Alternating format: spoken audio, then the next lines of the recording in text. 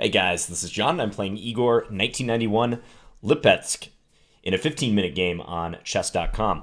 I believe this is 15-10 actually, so yeah, 10-second increment. All right, so pretty high-rated opponent for rapid ratings, 2302. Let me think about what I want to play here. Let's play a Sicilian.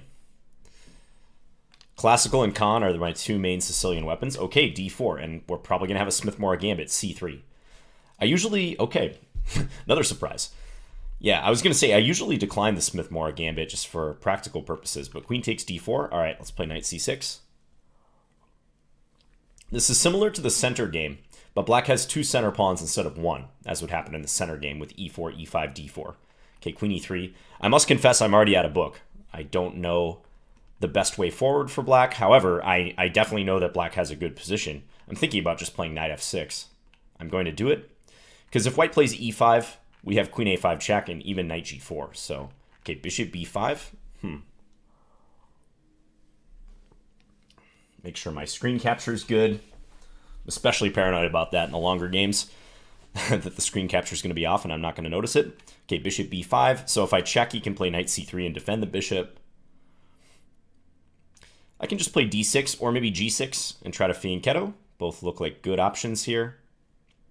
I wonder if g6, if there's some sort of e5 thing to worry about now. Because I won't have queen a5 anymore picking up the pawn. And knight g4, queen g3 takes, maybe f4. And the knight, I know sometimes can get trapped in the center of the board. So I'm thinking about playing d6 here. Just erring on the side of doing that. But I could also play g6, e5, knight d5. I have a feeling that should be completely fine. Yeah, let's go with that. I think fianchettoing the bishop is pretty optimal, and when white doesn't go for the open Sicilian, I'm a big fan of fianchettoing the dark square bishop, because often white will be a bit weaker on this diagonal. They won't have a knight sitting here that's often reinforced by white's pieces. Of course, you can play the dragon and stuff against the open Sicilian, but I do this even more often when white doesn't go for it. Okay, knight f3. Also could have thought about breaking in the center with d5, but I think I like just completing the fianchetto, so let's do it. And white takes. Okay. So yeah, I assume this capture would just be a net victory for black because I can take with my b-pawn towards the center. Just debating if there's any merit to taking with the d-pawn and opening the light square bishop. No, I think I like this capture better. Okay, castles. Let's do the same. So I may go d5. I could try to settle for just pawn to d6 later, but given the way white's played it, allowing me to recapture towards the center with the b-pawn, playing d5 when my pawn's a little bit better propped up makes a great deal of sense. h4. A lot of these moves just appear totally random to me. Like playing h4 after you've castled, quite confusing. So, all right, d5, that's kind of my default move here. I think I'm definitely prepared to take action in the center. h5 is not a threat. I can just take it with the knight. So I really struggle to find the reasoning for this. Had white played it prior to castling with the rook on h1, that's one thing. They might be able to launch an attack down the file, even though they're not at all developed over here. But d5, any other moves to consider here? Or should I just go with my instinct? d5, and if e5, I'm thinking knight g4, and quickly try to pile up pressure on this pawn. That looks pretty nice. And the knight can't be chased away by a pawn once it gets to g4, because white's already played h4, so there's no h3. So, yeah, I'm going to do this. And if white takes, probably take with the pawn. Taking with the knight. Tempting because it opens the dark square bishop, and I gain a tempo on the queen, but I think taking with the pawn, keeping the structure together in the center will be nice. Then I'll have two center pawns to none if that happens. So I already really like my position here. Okay, e5. Let's go knight g4 as planned. So I may not be able to win this pawn outright, at least anytime soon, but it's going to be an annoyance for white to hold on to. I might even have pressure against f2. For instance, if white's queen is driven away, I might be able to play queen b6. So let's say in the instance of queen c3, queen b6 looks like a decent way forward. Defending my c6 pawn, eyeing up f2. Queen c7 is another move I'll definitely consider, or bishop a6 even. Yeah, I definitely can think about bishop a6 hitting this rook, and maybe then queen b6.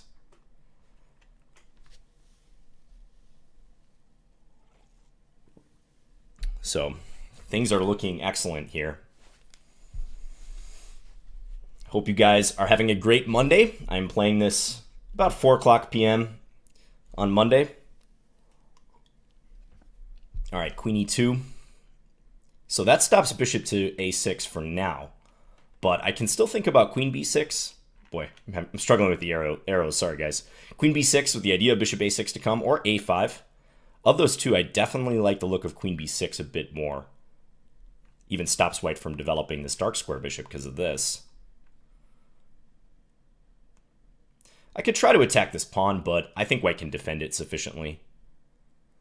Say queen c7, rook e1, or bishop f4. So I think I'm going to do this move. Let's play it. Doing all right on the clock. I don't feel like I've had to find any truly difficult moves yet. And I got the bishops, got the center. Good control of the center. Looks like my opponent is having some connection issues. He just reconnected.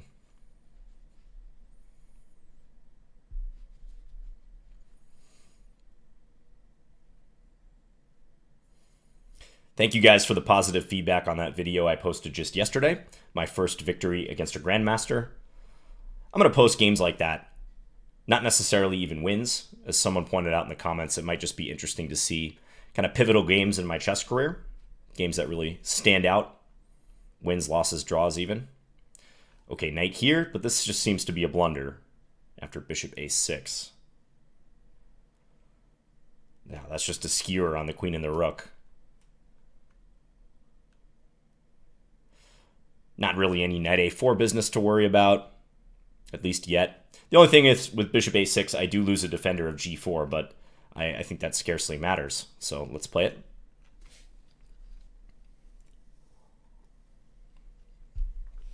Okay, I have a feeling this player's rating is provisional because, you never want to assume anything too quick, but the way that they're playing is not 2300 rated. They're making a lot of strange, disjointed, and just downright bad moves.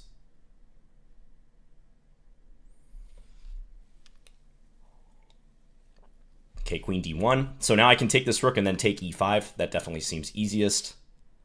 Nothing really to debate here, I don't think. I could try to hold off on taking the rook for a second because rook e1 I could take on f2, but I don't think it's worth it. Just cash in and then take e5. So I'm winning 2 points of material in this transaction. I'm winning the exchange, as we would call it, winning a rook for a minor piece. That's winning the exchange. Rook for a knight or bishop. And I'm also going to pick up this pawn on e5.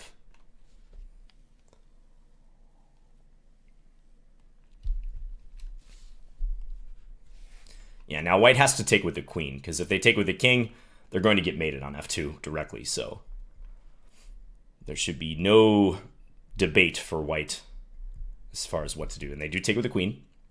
So knight takes e5, I think is what I'll go for. It'd be nice to keep this knight pointing at f2, but I see no reason not to play it like this. After a trade, if white goes bishop e3, I'll have pawn d4 with the fork.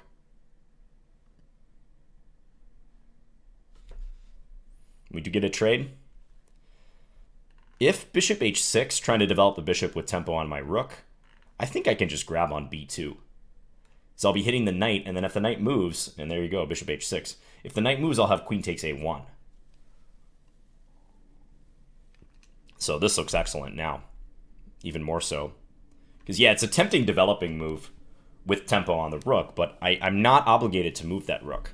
So you always have to consider the ramifications of your last move, especially what you're weakening. Is there anything that you're giving up in your own position, a defense of a certain pawn or piece, or even just a square in general? So queen takes b2, I'm attacking the knight. If bishop takes f8, I can just calmly recapture. Rook takes f8, and all the threats are still alive. I'm very powerfully placed on this diagonal. Just double checking because the position is so overwhelming now, and I have so much time. Just double checking to make sure I haven't got anything wrong here. My bishop is hanging on e5, but I don't think it matters because when I take on b2, I'm just threatening to connect the dots right away with the double attack on c3. Yeah, this is just crushing.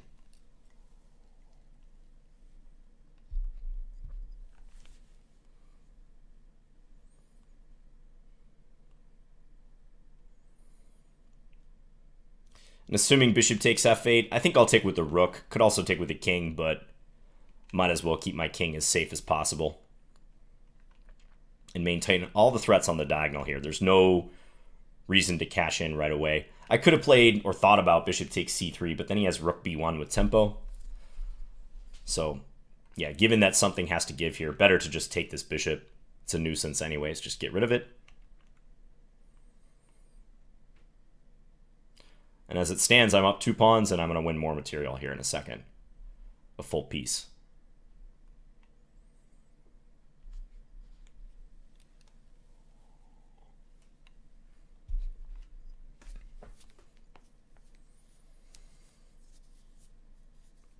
And there was a situation like this in one of my climbing the rating ladder videos the other day where it was essentially a blowout victory. And if you watch that video, it was the bishop takes f7 check video against a player rated, I believe, 1290, 1291 or something. And it basically came down to a couple moves. I made this bishop takes f7 check pseudo sacrifice. White gets a lot of material for it, so I hesitate to even call it a sacrifice. And black did not respond in the best way and more or less lost right after that. And a few people in the comments were, you know, as always, when I post a video like that, there's some pushback like, oh, this is not instructive. I didn't get anything out of this. But the thing is, I can't control, obviously, how my opponents play. And I think it's more helpful to just show a variety of games, even the ones where I win quickly, because you guys know I show the ones where I lose quickly too, which fortunately in the long time controls doesn't happen too often, but it does happen a lot on my channel. I mean, there might be games from Title Tuesday where I just get blown out. So not every game is going to be extremely instructive where it's just a fight from start to finish and there's just point after point after point of instructive material to take out of. I think that's important for you guys to realize. So this game was very much like that. I mean, the opening clearly did not go in White's favor. I'm talking about this in the past tense, but it is pretty much over here. I'm, of course, going to stay vigilant and whatnot. But, okay, queen takes c3. Queen takes c3, white can play rook e3, but I can trade queens if I want. I definitely like queen takes c3 a bit more than bishop takes c3, because bishop takes c3 does allow rook takes e7. So let's go ahead and do this. And yeah, rook e1, I might just go ahead and trade the queens. Could play queen b2 as well. Queen b2 might just be a good option, but I can give back 1 point of material after the trade of queens, but simplify the position and win even easier. Although white's rook is kind of active, so I might opt for queen b2, actually, the more I look at it. Okay, f4. I can actually probably just take this pawn, because if queen takes, then queen takes e1. Again, I'm terrible with the arrows this game, apparently, but yeah, I think I can just grab this. There is rook takes e7 again. White starts to look very weak on the dark squares. So take here, rook takes e7. But then I have queen c5 check, forking the king and the rook. Looks good. Yeah, that should be just winning further material. Not really a logical way for white to attack my queen on c3. So let's do it. But yeah, back to my point, not every game is going to be super instructive, and there will be blowouts, and games that do come down to just one move, oftentimes a blunder.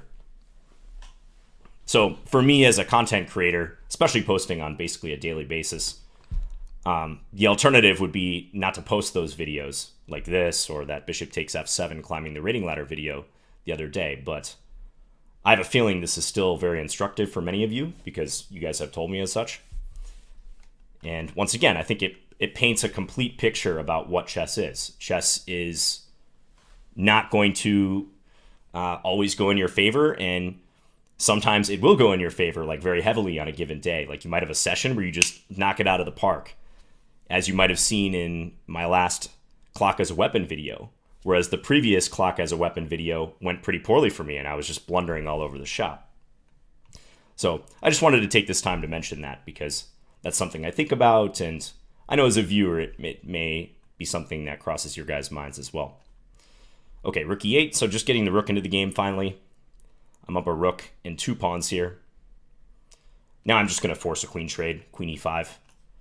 This is probably going to be the quickest way to bring about resignation and also just greatly simplify my task of winning. Just get that queen off the board. And let's go after white's pawns.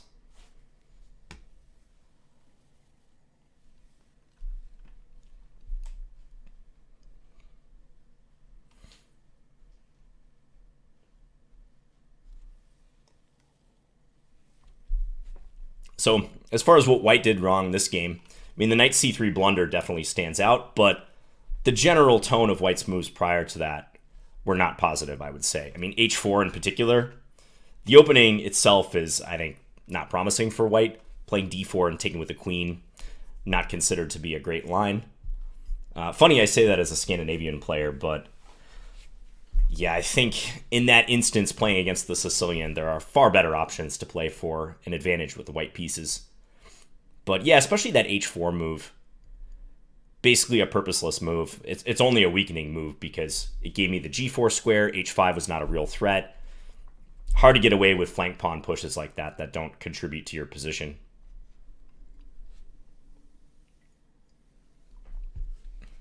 Okay. Hopefully white resigns this so I don't have to sit here for a long time and more than likely just cut out all of this waiting time because there's really nothing to think about at this point.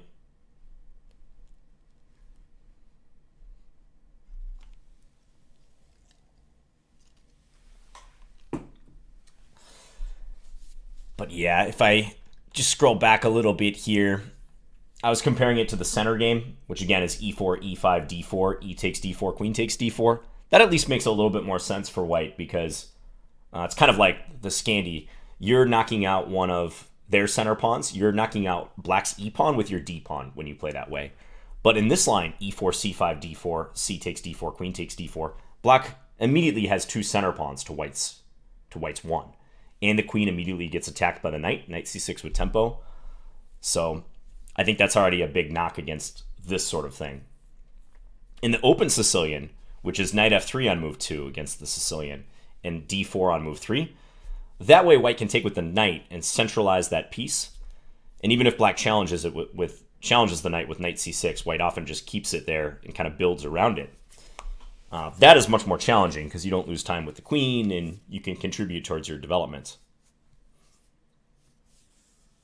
Okay, I kind of get the sense here that white is just going to make me wait in this position.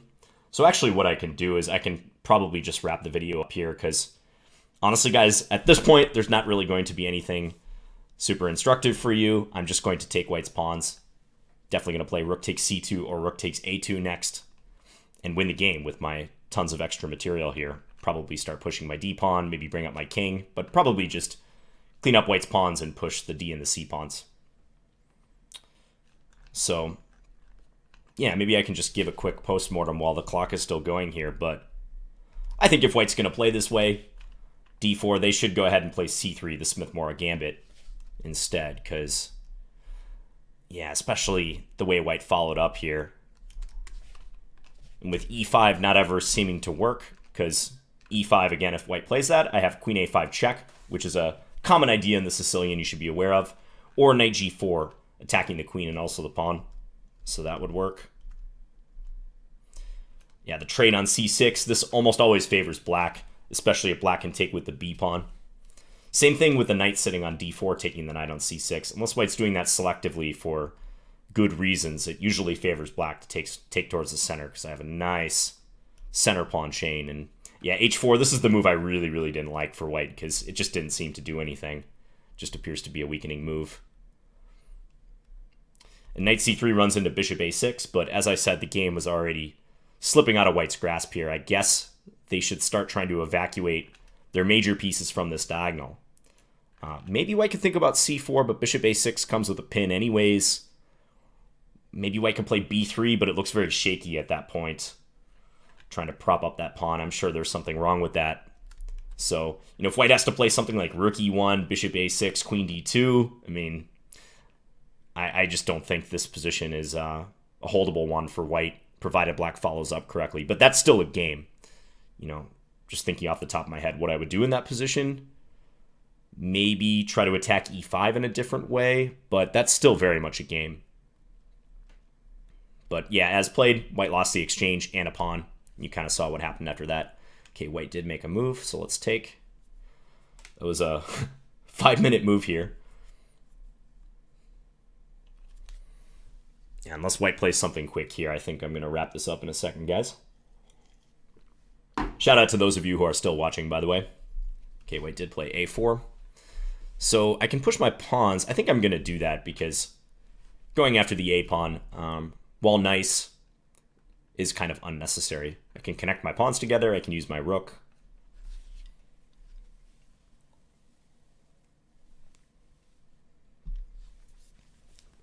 And I think this point about bishop h6 as well. So not automatically moving your rook in a case like this. Just because your opponent attacks you doesn't mean you necessarily have to move that piece. Usually that's going to be the case, that you should do that. If they attack you, especially with a lower value piece attacking a higher value piece, you're going to want to. But again, you got to think about the drawbacks of your opponent's move. And the fact that white undefended the b2 pawn allowed me to play queen takes b2. And yes, I'm temporarily sacking the exchange, but I've actually only lost 1 point of material in that transaction because I picked up this pawn. And most importantly, I'm so strongly placed on this diagonal, I basically have a battery, even though the knight's in the way. The knight can't be defended sufficiently, and if the knight moves, I get the rook behind it. That's an example of using your in-between moves. Okay, I'm going to wrap this up, guys. If you're really interested in how the rest of this game goes, you can click on the game link in the description below, but it is just going to be an easy win from here. So, hope you guys enjoyed this, even though it was a very one-sided game, and I'll be back again soon with another video. And just like that, he knows that I'm wrapping up the video. Okay, let's let's play a couple more moves here. I am recording this locally. I'm not streaming this. So, but he just had a premonition, like gotta stop John from wrapping up the video here. Okay, h5. Let's threaten to promote. And when he plays king e2, now I'm going to bring up the c pawn. Get that pawn to c3, and then play rook c1 and promote.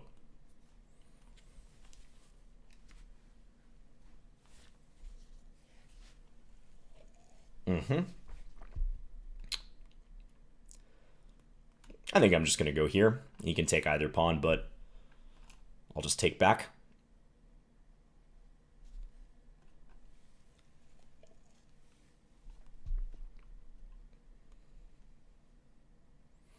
Okay, so let's bring the rook over, play c3, and then rook check here.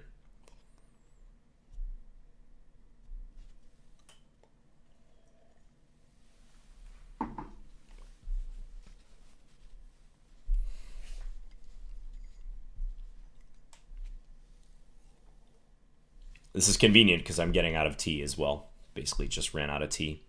And here I'm just checking to make sure there's no stalemate options. That's one benefit of letting this one pawn survive. So when you're up a huge amount of material like this, it's not a bad idea to just allow one or two of your opponent's pawns to survive, or pieces even, but probably it's going to be pawns, just to make sure there's no chance of a stalemate. Because he could try to give this pawn up with check. I might not even take it if I was worried about stalemate, but the fact that he has the a pawn and it still has a couple moves to make when it was sitting on a4 makes this a slam dunk. And now I'm promoting with check next move.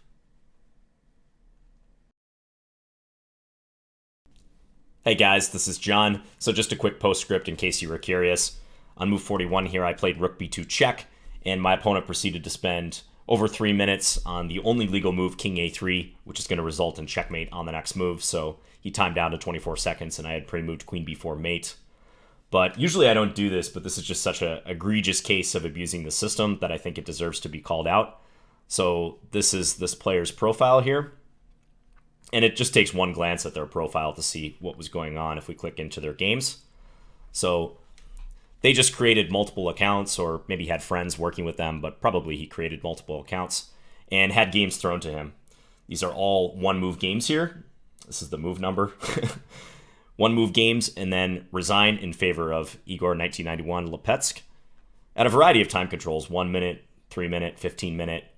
And I think there were probably, I'm not going to spend too much time on this because obviously it's not really worth it, but probably multiple accounts involved. Here's Milbro as well.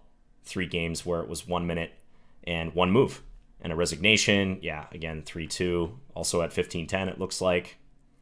some legit games, which they did not seem to do very well in, losing lots and lots of them.